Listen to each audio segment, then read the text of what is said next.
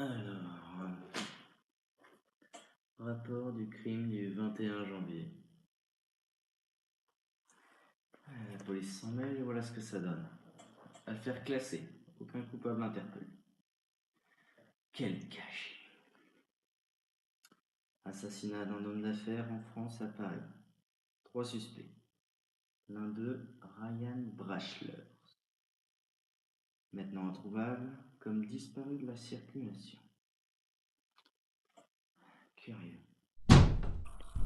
Inspecteur, un meurtre vient d'être commis à quelques minutes d'ici. Je vous transmets l'adresse. Les 3 suspects sont sur place. Un meurtre, dites-vous? J'y suis dans 5 minutes. Le temps de me préparer et de partir.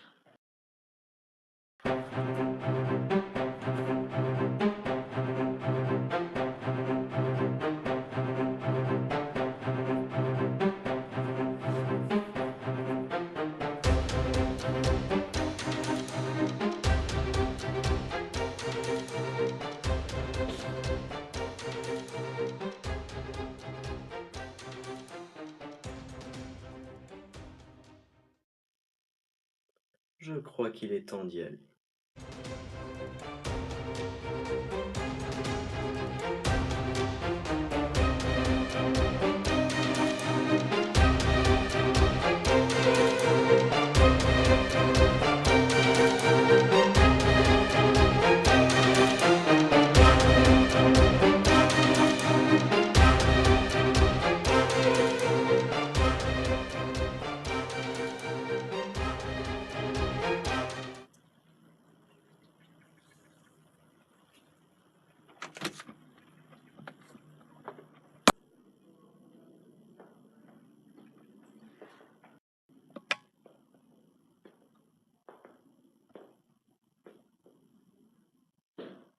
Bonjour, messieurs.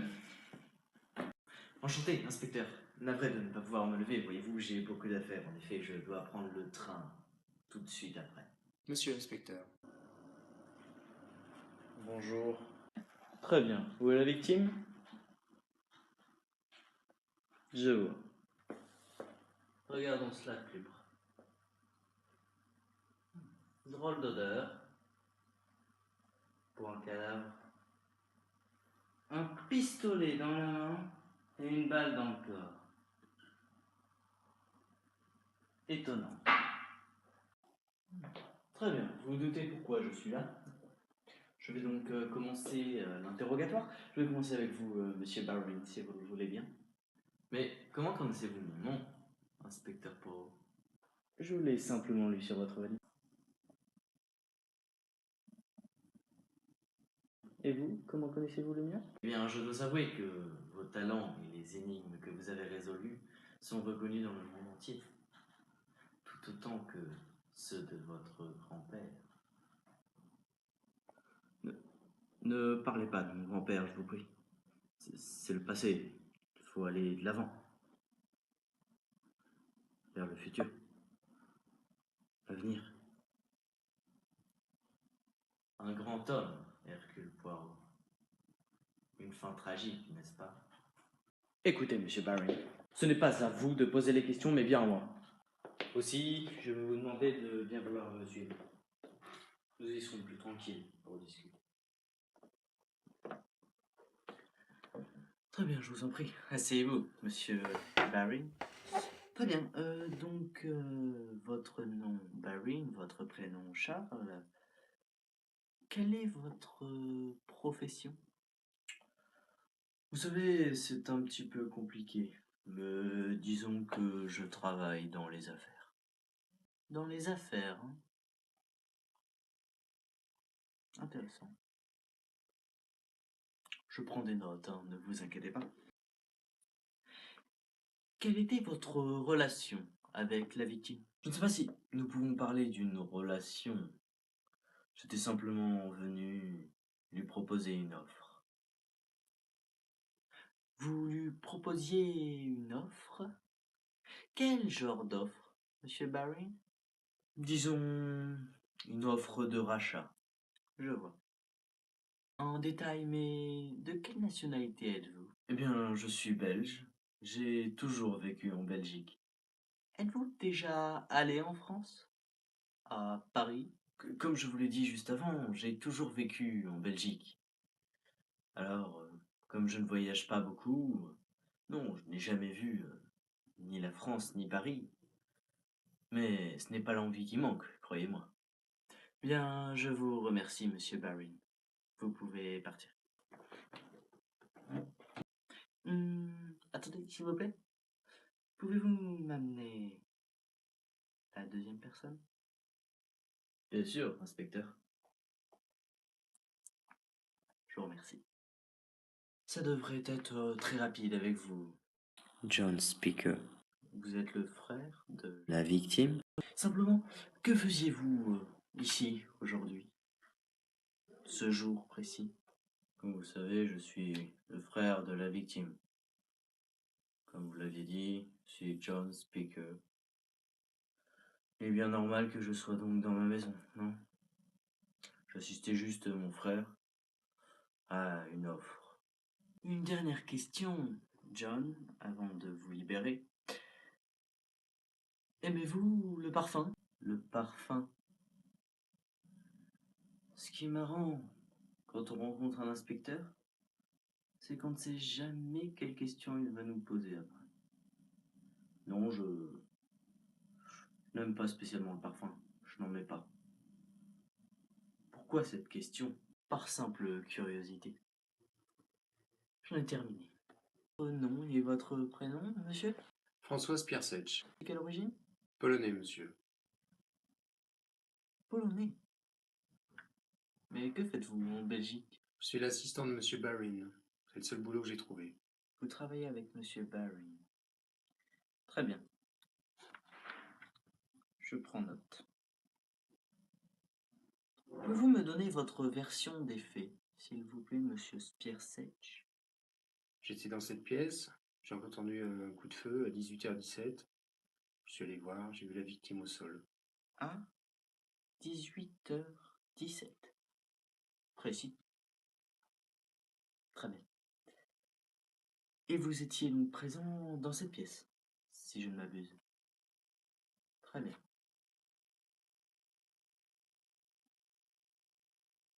Eh bien écoutez, je ne vous retiens pas plus longtemps, monsieur Spiersecz. Je relis tout ça et... quelque chose ne va pas. Trop d'incohérences.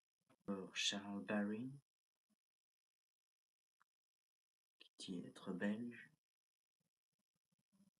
Non, ça ne tient pas la route. Soit Spiersecz.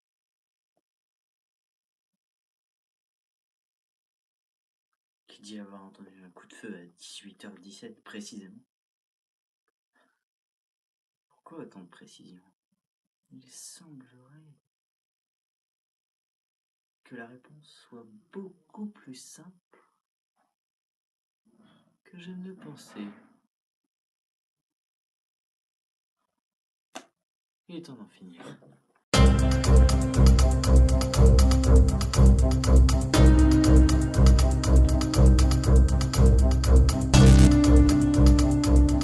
Bien, il semblerait que j'ai trouvé la solution à cette affaire. Cependant, j'aimerais vous parler de quelque chose avant. Et j'aimerais surtout aller fermer la porte. Si cela ne vous dérange pas, il y a un léger courant d'air.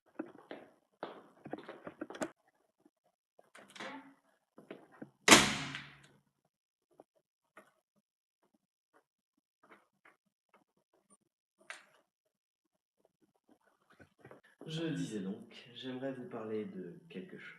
Connaissez-vous l'affaire du 21 janvier? Il s'agit d'un meurtre, le meurtre d'un homme d'affaires, cofondateur d'une entreprise. Ce meurtre a eu lieu à Paris, en France. Et l'entreprise qu'il possédait appartenait aussi à une autre personne, au deuxième fondateur de l'entreprise, Monsieur Speaker, la victime. Il est étonnant que les deux fondateurs soient tués presque au même moment.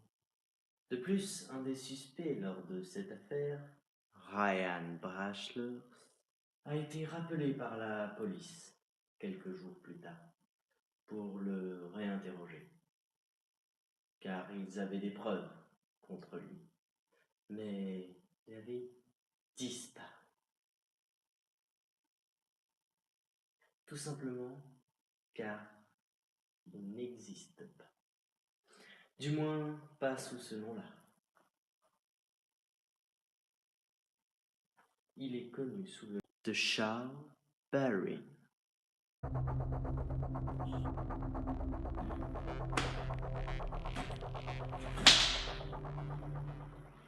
Oui, vous êtes le coupable. Vous avez d'ailleurs caché votre nationalité par peur que j'établisse le lien entre l'affaire du 21 janvier et celle-ci. Vous n'êtes pas belge, Charles. Vous êtes français. Je l'ai vu sur votre carte d'identité. De plus, un homme d'affaires travaille dans les affaires. Ne voyage pas. Je ne voyage pas beaucoup. J'appelle ça un menteur. Bravo, inspecteur. Vous m'avez démasqué. Vous avez trouvé un coupable. Si vous faites allusion aux 3 coupables présents dans cette pièce, je suis parfaitement au courant. Tout d'abord, Monsieur Speaker, John Speaker, frère de la victime. Et pourtant, vous l'avez tué. J'ai senti une odeur sur le cadavre. Drôle d'odeur pour un cadavre. Une odeur peu commune pour un cadavre, voyez-vous. Et vous sentiez la même odeur. C'est pour cela que je vous ai demandé votre parfum. Mais ce n'était pas du parfum, bien entendu. C'était du chloroforme, tout simplement utilisé pour endormir la victime. Vous aviez d'ailleurs, et vous l'avez toujours, un mouchoir dans votre poche gauche.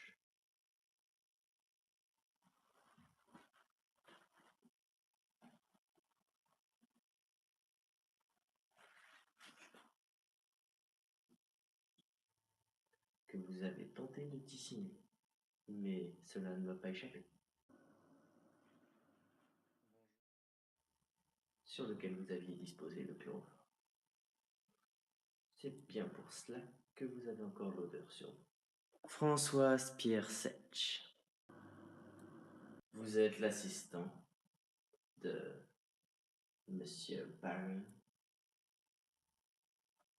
On peut dire que vous avez été un petit peu forcé de faire ce crime. C'est le seul boulot que vous avez. C'est le seul boulot que j'ai trouvé. Vous étiez obligé d'accepter. Vous avez dit avoir entendu un coup de feu à 18h17. Or, vous ne possédez pas de montre. Et dans la pièce dans laquelle vous étiez, il n'y avait ni horloge ni réveil, vous permettant d'avoir l'heure. Vous avez donc menti. Vous n'étiez pas dans cette pièce et vous aviez tout planifié. D'où le fait que vous saviez l'heure. Vous étiez dans la cuisine, endroit dans lequel il y a une horloge, et endroit où vous aviez un pot visuel pour vérifier l'entrée, afin que personne ne vous dérange durant ce meurtre. Vous êtes donc tous les 3 coupables. Et je peux même donc vous proposer le schéma suivant. Charles Barwin rencontre Monsieur Speaker pour lui proposer une offre. Pendant qu'il parle, John Speaker arrive et neutralise son frère avec le chloroforme.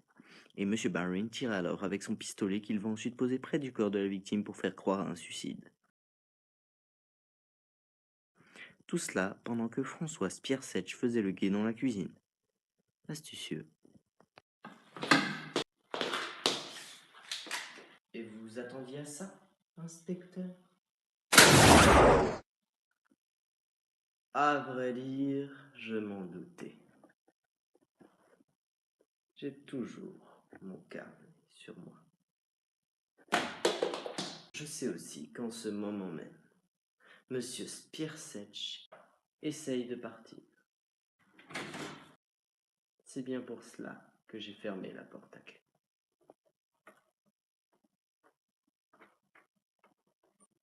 De plus, En se ruant sur moi, Monsieur Speaker va glisser sur une flaque d'eau. J'avais tout prévu, car je suis l'inspecteur Poirot.